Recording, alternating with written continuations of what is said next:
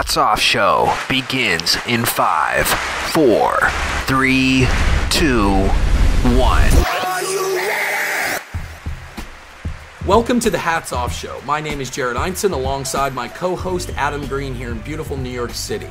This is our first ever podcast show, so what I would like to do is to tell you a little bit about our show and about me and Adam before we dive right into our guests. Adam, what are you doing? Jared, I'm just looking out for your best interest. It's Adam and I. Okay, fair enough. Tell you guys a little bit about Adam and I. Is that better? It's great. Tell me more about Adam and I. I'm interested. Okay, so Adam and I have known each other for 14, 15, 16 years. I don't know. I stopped counting. We both are from and grew up in Dallas. We both, go Cowboys, by the way. And you do know why we won, right? It's because I went to church. What? The reason that the Cowboys won on Sunday is because I went to church, Adam. Yeah, I get that, Jared, but you're Jewish. When a beautiful girl asks you to go to church, you go to church. So here This is my co-host, folks.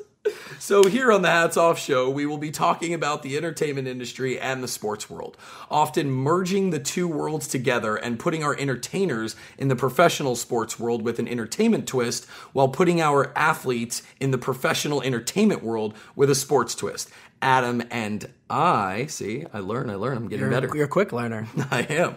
Adam and I will be arguing, I can assure you that, as you can already see, and we love nothing more than to debate these two worlds. Adam is usually right more often than I am, but I will be trying to change that right here, right now on this show. We have some amazing guests lined up for you guys, all the way from people like J.J. Watt, who is the Houston Texans defensive stud, all the way to Michael B. Jordan, Nick Swartzen, Ashley Green, and yeah, we just hope that you go along this this journey with us, and we hope you keep tuning in and listening. And Adam, I think that it's time to dive right into our first guest. It's definitely time, Jared. You know him from movies like Journey to the Center of the Earth, The Hunger Games, and now, far more importantly, you'll know him as our first ever guest on the Hats Off Show. Please welcome Josh Hutcherson. Josh, how you doing? Hey guys, that was quite the intro, man. That was nice. I feel all pumped up now. Good, it worked then. So yeah, totally got the job done. So, Josh, I want to ask you, if I made you go into one of two doors, you had to go into one of these doors. Okay. In door A, there was 10,000 screaming, die-hard female Hunger Game fans. Okay. And in door B, there was 10,000 die-hard screaming male Hunger Game fans. Which door is Josh Hutcherson going to go in and hang out for an hour?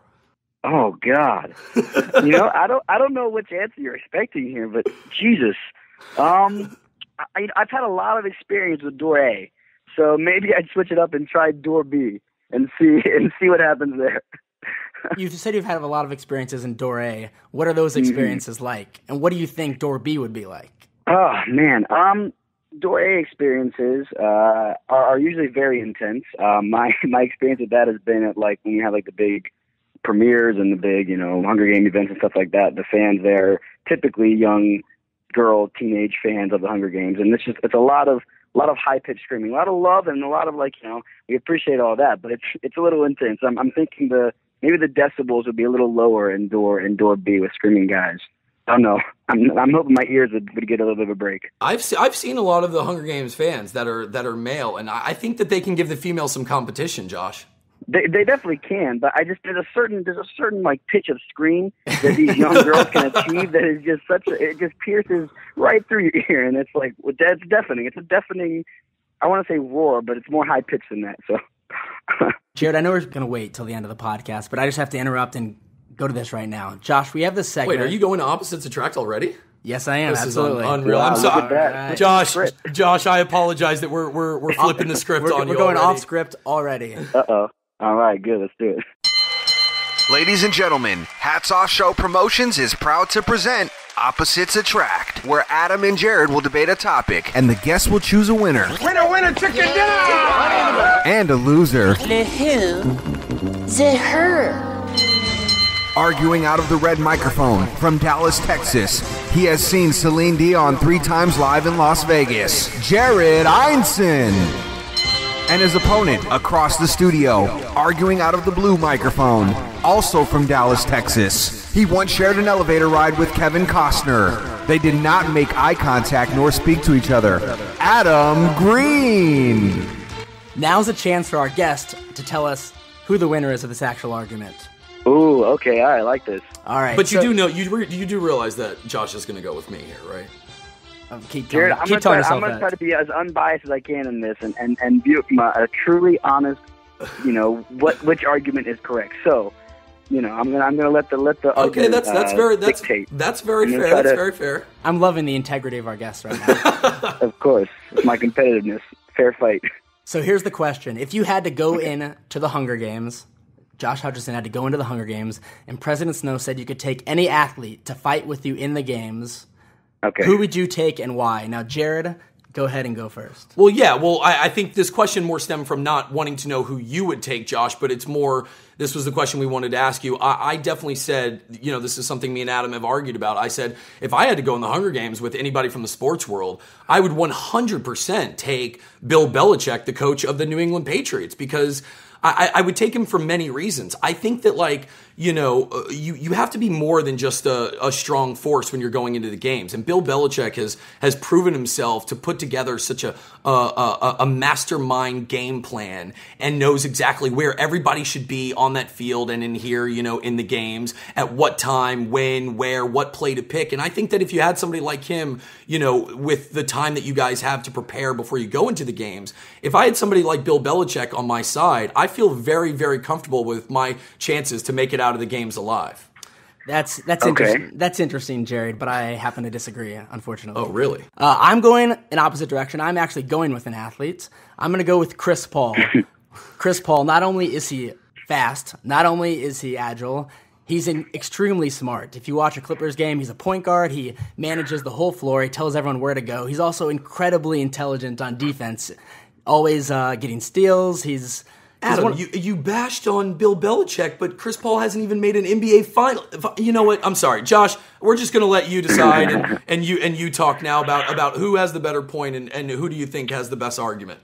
Oh man, it's hard. It's hard for me to say because I wouldn't have chosen either of those. So I think here's the thing. Here's my view on this. I think that while Bill Belichick would be, maybe a good a strategic planner and what have you, when you're in the games, though, it really comes down to survival. You can plan all you want, but in the end, it's going to be one-on-one or whatever it is, So you have to be able to survive and kill and win and all that. And because of that, I think that I would have chosen somebody like a professional football player, like a J.J. Watt, or like a John Bones Jones, an MMA fighter, or somebody like that has that physical capability. But of these two, Jared, I'm sorry, but I gotta go with Chris Paul only because of the physicality of it all. Only because of the physicality of it all. And once you get in the games, you get about the physical of it. You can have a strategy, but in the end, you got to be able to, hold your own physically. And I just feel like Chris Paul is an athlete, and he can do that. And maybe Belichick's gotten a little out of shape over the years. So basically, Josh, what you're telling me is that all my arguments to Adam about that the physicality doesn't matter and my whole view of it, I'm definitely looking at it the wrong way. Well, here's the thing. There's a point where it doesn't matter, but then there's a point where it becomes the only thing that's left. So at that moment, then that's all you have to rely on. You can make all the strategy you want, but when you're holding a weapon and it comes down to that final moment of having to, kill, I feel like an athlete has that killer instinct, like a warrior, more so than the coordinating strategic mind. All right. Well, I want to try to get. I need to get Bill Belichick on this show so that we can let him know. All right. Let him. Well, give him a chance to defend your exactly. choice. Exactly. I like that your answer, Josh. Though, so physicality, you're saying is really important, and J.J. Watt or UFC fighter, they're beasts. So those are the kind of athletes you'd be taking in. Yes, but also at the end, the truth is at the end, even if I take somebody in, I'm going to have to fight them at some point. So maybe I shouldn't choose them. Maybe Bill Belichick will be a good one to get to the end and then kill him. I'm hearing it start to sway my way, Adam. I'm just saying there's many ways to cut whatever it is the saying is when you say you're going to, a million ways to cut something. Yeah, very, very true. Hey, Josh, so our show, again, and we thank you so much for being the first guest here ever on the Hats Off show, but our show is very much what we like to do is hybrid the sports world and the entertainment world. So sure. So here's as you can see with the opposites attract question, it was much like that. And continuing on the same theme, Josh, you know how like in basketball, every general manager and owner, they go to New York City during the summer and they wait to see if they have the number 1 pick in the draft? Yeah. So just much like that, if I said that Josh Hutcherson got the number 1 pick in the draft, but here's the catch, it's in the entertainment draft. Who you taking? Ooh. Who you taking, Josh? And you can, like, let me just clarify this question right now, is you have the number 1 pick in the entertainment draft. You can pick an actor that you want to start your movie off with. You could pick somebody like Adam Goodman, who runs Paramount, so that you know you have a good studio behind you. You could pick a director. You have the number 1 pick in the entertainment draft. Who is Josh Hutcherson taking? Oh my God. That is such a hard question. Wow. I want to get the right answer here. I want to get a Renaissance man or woman. I want someone that, you know, is a director, actor, writer, all of those things. And there's a part of me that, oh God, there's a part of me that says Clooney will be a good guy for that because he's a guy that really does all those things and he always puts together really interesting movies and guys. Oh no, you know what? I gotta say, I know who it is. Quentin Tarantino. Wow. Quentin Tarantino. Because he can write and direct? Because he can write and direct and music and his casting and he's such a unique innovator that every movie that he does, whether or not you like it, it is something that is so interesting and culturally significant and creative and original. And so like to guaranteed every time to work with somebody that has that kind of uniqueness and has that kind of vision and view of the world of making movies and everything, I think for me that he would be, I don't know, I think he's the number 1. In my book.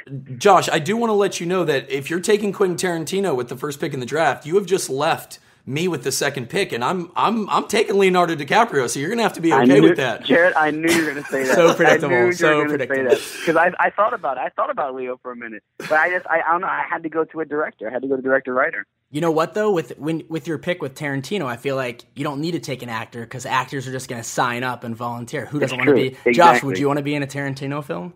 Absolutely, of course. No doubt, of course. Yeah, no, it is true, and I've thought about that question very much. You know, what do you want? What aspect as an actor do you want first? And that's what kind of came to me with that question. You know, I would love, you know, for everybody to be able to put themselves in your shoes and to see, like, you know, the things that you have to go through and think about. So it's like very interesting to hear what, you know, who you would want as the first guy on your team. You know, and I think Quentin Tarantino is a very, very smart and an awesome choice. With the third pick now in the entertainment draft, I'm taking Christopher Nolan. Great director. He was on my list too. He was in my mind for sure. And I was thinking... Wait, but you realize, Adam, I took Leonardo DiCaprio, and I'm going to make sure he's not in your next movie, or maybe not in Inception 2. Fair enough. But Christian Bale's going to be in my movie, guaranteed. Man. There you go. Another kind of hybrid question between the sports world and the entertainment world. Josh, with your acting skills and everything you bring to a set, who do you think is your equivalent in the sports world? So what athlete do you think plays in their respective sport the same way that you act and the same skills you bring to a movie? And I think, Josh, that they need to bring everything that they bring to the court needs to be everything that you bring to us, not just the screen, but everything that you bring since day one when you sign up for that movie and you step on set. Boy, that's a hard question. God, these are really good questions. Let's see. Who would I think? I would want to. Okay, maybe I need your guys' help here because I love sports and love that world, but I don't know the players so well of knowing exactly like who I would line up with. But I'm going to tell you what I would want to bring into a team and see if you can match me up with a player. So I kind of flip the script on you guys. All right. So I like to think that I'm someone on set that you can rely on to be there on time, to do your job, to help create something, to be a collaborator, to be a creator, and to be someone that you can count on to pull through when you need them to. And someone that wants to keep things light and fun, but also knows that you have work to get done and, you know, there's sacrifices that everyone has to make in order to fill that position. I think that you are, and sticking with the hybrid themes, I think that Josh Hutcherson and everything that he brings to a set, whether or not he's filming or not filming, is a hybrid of John Stockton and Steve Nash. And the reason that I say that is because these guys, Steve Nash and John Stockton, are both point guards They are both like the kind of like more of like the quiet leader, like they don't need all the attention, but you just know, that they're going to come in, they're going to do their job. You've never heard a bad thing about them. They bring great energy. And then guess what? When they're on set or when they're on the court, just like they're equivalent to your filming. So when they are filming, there is no backing down from them. They bring it. They are fully prepared and they bring it. And what they do best is, while bringing it and bringing that intensity, they also find a unique way to involve everyone around them. And that's why I think that that's who you are best take a liking to. Well, I like that. I like that. If I can accomplish that on set, then I think I'll be doing all right. You know who else I think Josh has a little bit of them, and me and you are more aware of this than other people, is I think he has a little bit of 2011 NBA champion and Dallas Maverick J.J. Barea. Ooh, I like that. Yeah, because I don't know Barea so much. I know him as a player. I just don't know like what he's like on like attitude-wise with the team and everything. Yeah, I don't think me and Adam have ever had like one player come into our lives for such a short period of time and us be such a huge fan of like that guy. Oh, that's cool. Yeah, he brought everything to the team. So Josh, do you remember? Can you give me like a movie growing up, or it doesn't have to be growing up, just at any point, a movie that you remember you could not wait until Friday to get to the theater and see that movie? Oh, man. I'm trying to go back and think. I remember, like, when I was younger, like, the Fast and the Furious, I loved those so much. And, like, I was so into cars growing up and everything. I mean, the thing is, like, in my time, like, when I was younger, I wasn't going to see like the greatest movies in the world. I mean, I was going to see whatever was showing at the cinema and whatever all my friends were excited about. And so I know like Fast and Furious is definitely one that we were like, everybody was pumped up about, and I was definitely young enough to get like really excited to go see that. But also the new Batman, when the new Batman Beginning, the first Christopher Nolan one, Batman Begins. I remember when that was coming out, that trailer looked so cool. And I mean, that was like what, 8 years ago or something now? Yeah, I think that was 2005 actually. Yeah, 2005, 2006 is when. Yeah, and so I remember that one was like, I was so excited to see that because like I loved Batman. Like all my life growing up, I was the biggest Batman fan. I loved all the old ones with Clooney and Michael Keaton and everything. And then like this new one was such like a dark, like interesting take on it. I was kind of just getting old enough where I thought that was cool and gritty and interesting. And so I think I was really stoked to see that first kind of new Christopher Nolan Batman happen. Okay, so here's my question for you. I want you to remember that feeling of like whether it be when you were a little bit younger and it was Fast and the Furious and waiting till Friday to get to the theater, or 8 years ago and Batman Begins. Just remember that feeling that you have wanting to go. If I told you that this Friday, your movie that you are so super excited about with that feeling like going to see Fast and Furious is coming out this Friday, and you can either go to that movie theater and you can see that movie and experience that, cinematic experience and really take in everything. But here's the stipulation, Josh.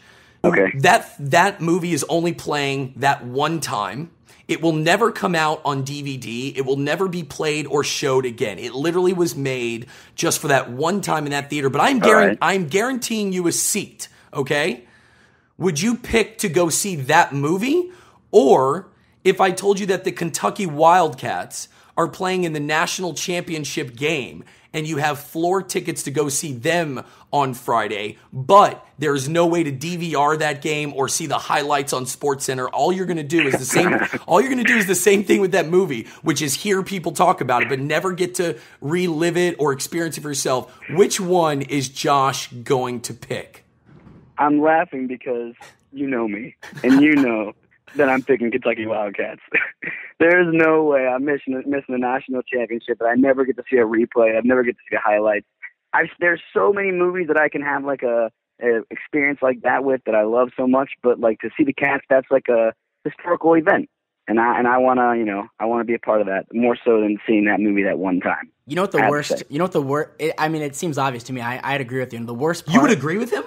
I would watch the sport. Okay, keep going what you're saying, and then I'll say what I want. And you know why you have to? Because, Josh, imagine if Kentucky wins the championship. You would have to lie and pretend that you saw it. That's the worst part. Because everyone would bring it up all the time, and you couldn't say, "Oh, I haven't seen it." That wouldn't even make any sense. At least you could make up some excuse, like, "Oh no, I don't really like that director. I just don't want to see it." Or I'm not into Batman. I don't like. It's true. I don't like that at all. True. Like, you would have to lie. Or you can just wait for another movie. Like that's the thing is like Like for me, it's like a basketball game like that. It's more, and people are still gonna like talk about the movie and like you want to be a part of that, but they're gonna move on to another movie so quick. But if you're a Kentucky fan, that is a legacy. That is something you're gonna be talking about till your kids' kids and your kids' kids' kids, and it's gonna pass down from generation to generation to say that you were at that game where they beat Louisville or they beat whoever it was for the national championship in 2015 or whatever. I wouldn't. And Josh, I think that you have a great point, but it's actually funny when you said that. I wish that you could have seen my face. I actually wrote down. And you snap answered Kentucky, which makes you like the most loyal Kentucky Wildcat fan ever. But if this question were for me, I feel like I would not go to that Kentucky Wildcat game. And the reason being, let me just give some validity to what I'm saying here, is that the Kentucky Wildcats are going to be in another national championship game. But that movie, that experience, see, I asked you that question and you could only, it was hard for you to answer. You could only think of 2 times in your life where you've really had that, feeling in your stomach of oh my gosh, I can't wait till Friday to go to that theater. And by the way, I've had that same feeling. I've only had it once or twice in my life. So I would rather go and see that movie, which I know I'll never, ever, ever get to see. By the way, they're never going to make that movie again. It was a one-time thing. But my Kentucky Wildcats or, I'm a North Carolina fan. I know the day will come when North Carolina is going to play in another big sporting event and I'm going to get to experience, that experience. And anyways, that's why I thought, That's a solid answer, though. I would pick the movie. I definitely understand that. I understand that ideology totally. And Adam, you're saying that you would definitely. I still bleed blue, man. I still bleed absolutely, yeah. I couldn't. I mean, I'm a huge Mavs fan, as are you, Jared. I mean, I've literally watched highlights of that NBA Finals. I've rewatched it on YouTube over 20 times. Okay. Jared, imagine if you found out that say it was North Carolina and say whoever the star player was had 35 points and was had these 4 insane dunks and was stealing the ball, and then you never got to see it. What if he did something that was never done before in basketball in this championship game where they have a last second run to get 6 points to come back and tie it up and then go into overtime and you know what I mean? Yeah. And you never get to see how they did it. Yeah. No, I don't know. It's a great. Okay. Before we move on to the next question, real quick, I have one question to wrap this one up. What's your favorite movie of all time that you can watch as many times as you want? It is just hands down Josh Hutcherson's favorite movie. I have two.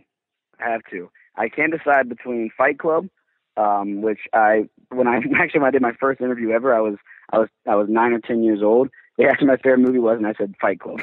And so awesome. The interviewer came to my parents and were you can't let your son either A, see these movies, or B, tell the press to watching them. So it's either Fight Club or White Men Can't Jump.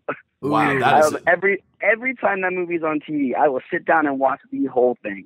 It has to happen. And then third place behind that is honestly Space Jam. These are unbelievable. These are unbelievable. I love these answers. Well, let me ask you this. Take the 2 basketball movies out. Let's take Fight Club real quick. I'm telling you Fight Club is in theaters this Friday, knowing what you know that it's going to be one of your favorite movies of all time and the most incredible movie you've ever seen. That is the one movie. You can only see Fight Club that Friday for the first time or go to the Kentucky Wildcats national championship game. Does your answer change, Josh Hutcherson? No. Wow, he bleeds blue, ladies and gentlemen. He bleeds blue. Sorry. I'm sorry. I gotta stick with my roots here. I mean, I do think you might run into the same issue. People are gonna want to talk to you about Fight Club, and you either are gonna have to make up some lame excuse or just pretend you saw it. But it's My thing is, I can tell people that are gonna talk about the movie. I can explain to them guys, I couldn't go. Kentucky was playing in the national championship, and I had to go, and I had to be there, and I had to witness it. If I was a UK fan, I told them, oh no, sorry guys, I had to go see this movie that was showing one time. They'd be like, are you kidding me? You missed the most epic national championship of all time to go see a movie? Dude, no.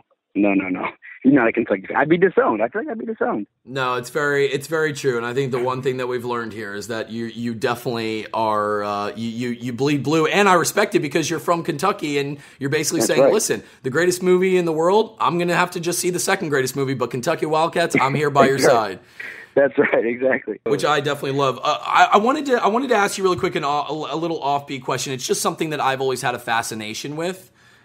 If I told you, Josh, that there is no butterfly effect here, you will come back and you'll be 22 years old and everything will still be the same. But what I'm allowing you to do is go back in time. It could be a year ago, or it could be, you get to pick any age, any time, and relive that moment for only for 1 year, okay? But you have the ability to experience that 1 year in a different way. You know, you can maybe do some things differently. You could not do some things differently. It's all up to you. But once that 1 year ends, you will then poof, be back to being 22, and there is no butterfly effect. Where do you go back to? What time in your life, and why? In my butterfly effect, you mean whatever happened in the past doesn't affect what happens when I return? Exactly. I'm not trying to affect you when you get back to present day. I just want to see where you would go back to and why.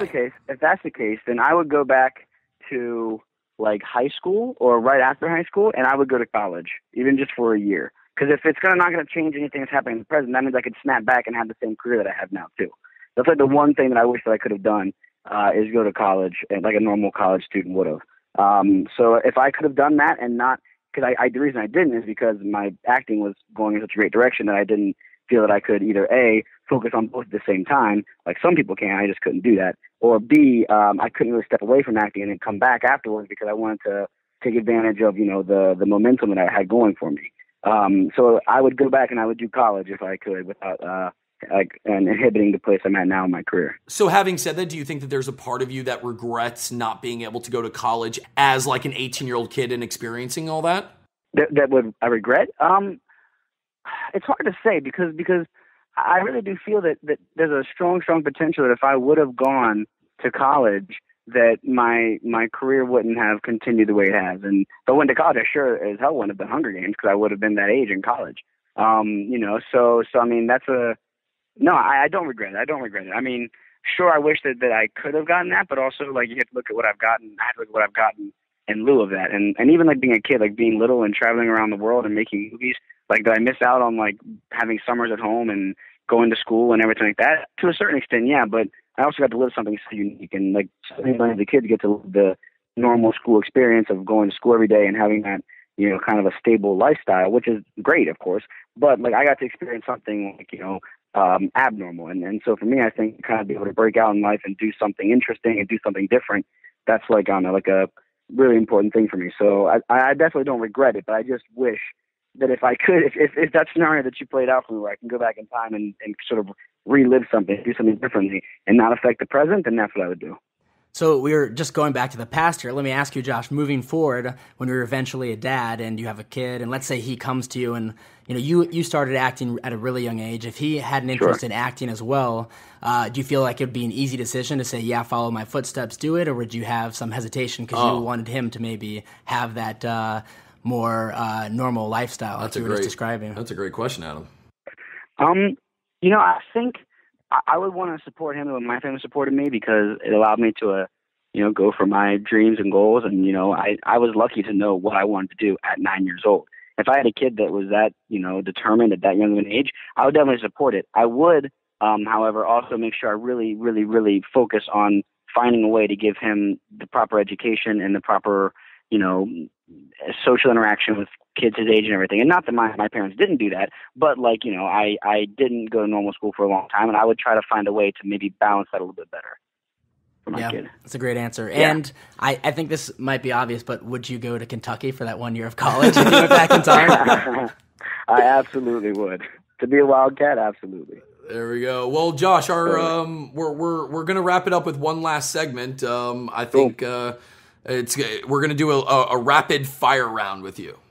All right, let's do it. All right, just a few questions here. First one, would you rather go to an NFL game in person, or do you prefer to watch an NFL game on your TV at your home? I prefer to watch it on my TV at home.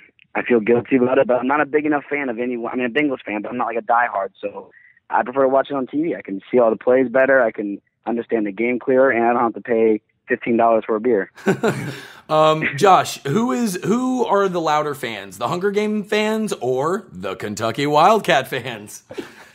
Oh man, that's not fair. I want to say UK so bad, but I know the truth, and the truth is it's the Hunger Games fans. Wow, really? It really is. Okay. Yeah. Rapid fire I'm here fair. with Josh Hutcherson. Here we go. All right. Is there a movie that you would never want to see again? Not that I can think of. I mean, there's never been a movie that I've seen that I've been like, oh my God, I will never ever want to see that movie again. Like nothing that I've hate. I don't really hate movies. I mean, I see movies that you get bored in or something like that, but nothing I would say I'd never see again. Okay, that's fair. How about this, Josh? What movie would you want to remake if you could remake any movie that you're starring in? Maybe. Well, want to remake because I loved it so much, not because I think it should be done differently. Saving Private Ryan or Black Hawk Down. I really want to do like a war movie or like a kind of, war movie. And those are like two of my favorites. And to redo one of those, not because I want to change it. I'd actually feel ashamed for redoing either of those, but just to be a part of that experience, those two movies. Who's your favorite Kentucky Wildcat ever? I'm more of I'm a new school Kentucky fan. I don't know a lot about Kentucky's basketball history. So for me, I gotta say Jody Meeks. I know it's weird, but like Jody Meeks was like at a time where I was going to so many UK games down there in Lexington and seeing the games, and he had that one game where he put up like 51 or 52 points at Seton Hall, and it was just like, this guy's incredible. He just, I don't know, now he plays for Lakers, I think, doesn't he? Or did he get traded? I think he does play for the Lakers. But Josh, what about Jamal Mashburn? Do you remember watching anything from him or no? I don't remember watching any of Mashburn. Your Dallas Mavericks bias. You know what? Actually, I really did like too is I liked watching Rajon play. He was only there for 1 year. Oh, I totally forgot about Rajon Rondo. He was one and done, but he was cool to watch, man. And Brandon Knight too, like that guy. Oh my, yeah, that was like for me the revitalization of Kentucky. When I saw Brandon Knight play, I was like, okay, this is great. Yeah, no, I definitely agree. I totally forgot about Rajon Rondo, and I forgot about about Knight too. Okay, so 2 more rapid fire questions. Cool. Josh, what was your character's name when you started an episode of ER in 2002? Oh, Jesus. Was it Eddie? It was not Eddie, but here on the Rapid Fire and the Hats Off Show, we're going to give you one more guess. Bobby? No. It was not Bobby either. Adam, would you like to tell him who it was? It was Matt. Maybe it went by Matt. Matt? Maybe you went by Matt. No, it was Matt. Matt. No. I totally remember that. It was definitely Matt. Wow, that's crazy. Oh, my God. I never would have gotten that right. I never would have thought of Matt. All right, last question, rapid fire round. Is it possible for a red-haired quarterback to win a Super Bowl? Oh, man. Yes, absolutely it is. And I don't think it's going to happen this year, but at some point, it is definitely possible. And do you think that quarterback will be playing for the Cincinnati Bengals when he does that? Yes, I do actually. Okay, all right, fair enough. Listen, you have to believe. Yeah, no, you have to believe. And as we've learned from this interview, Josh definitely stands by his teams. Well, Josh, we that's all we have. We have just wrapped up the first ever podcast show, and we want to just thank you so much. Thank you so much for joining us, me and Adam here. No, it was awesome. Yeah. That was really fun. Thanks, guys. Yeah. Thanks for coming on. It was fun. You are welcome, and we look forward to watching your success on the big screen. And again, just thanks for everything. We appreciate it. Of course. Thanks, guys. Okay. See you later, Josh. See you guys. Listen, what a great guy and guest we just had.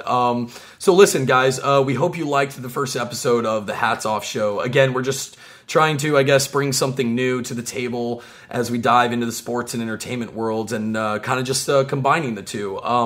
Next week, by the way, we have Michael B. Jordan on the show.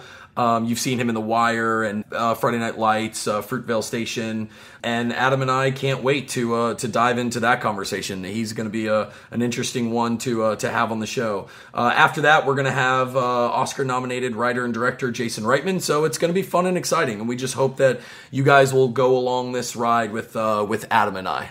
So, as Jared's saying, it's going to be a great ride. We'd love to have you guys along with it. So make sure to visit our website, thehatsoffshow.com. Listen to all of our episodes. Subscribe on iTunes. Tweet us. Follow us on Twitter, Hats Off Show, @HatsOffShow. Like us on Facebook. Get involved. Talk to us. Reach out. Or just like me on Facebook and not Adam. That's weird. You can't like someone on Facebook. You can friend them, but you can't really like a person. Oh, okay. Anyways, reach out, give us comments, feedback, whatever. We'd love to interact and engage. And thanks again for listening. We really appreciate it. For continuous updates and new episodes, listen to thehatsoffshow.com. The Hats Off Show with Jared Einson and Adam Green live in New York City.